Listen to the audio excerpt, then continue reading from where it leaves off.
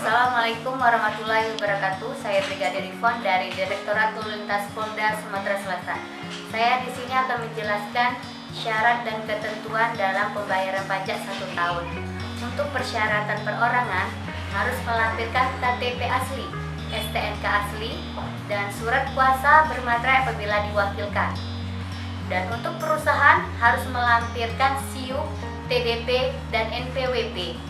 Surat kuasa yang bermaterai cukup dari perusahaan beserta STNK aslinya. Prosedur pembayaran pajak.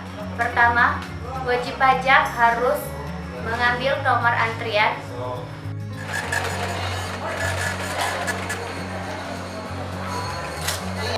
Kemudian, wajib pajak akan dipanggil oleh petugas untuk melakukan pendaftaran.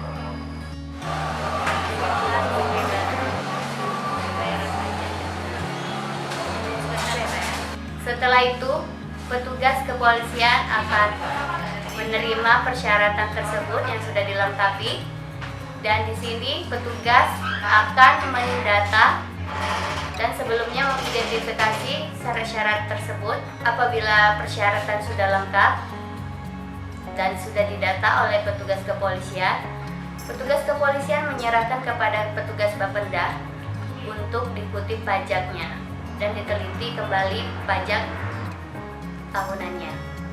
Setelah dari petugas Bapenda, kemudian diserahkan ke petugas Bank Sumsel untuk melakukan transaksi pembayaran pajak. Setelah melakukan transaksi di Bank Sumsel, wajib pajak dipersilakan untuk duduk kembali dan data diserahkan kepada petugas Bapenda untuk dicetak notis pajaknya. Kemudian, notis pajak diserahkan kepada petugas kepolisian kembali untuk dicap dan ditandatangani notis maupun STNK-nya. Kemudian petugas kepolisian menyerahkan STNK dan notis pajak yang sudah selesai kepada wajib pajak. Panggilan untuk penyerahan STNK atas nama Maherdi Sanani.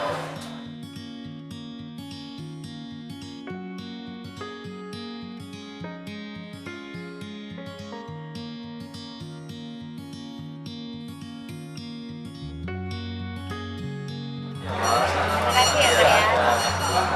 Demikian penjelasan kami tentang persyaratan dan ketentuan dalam membayarkan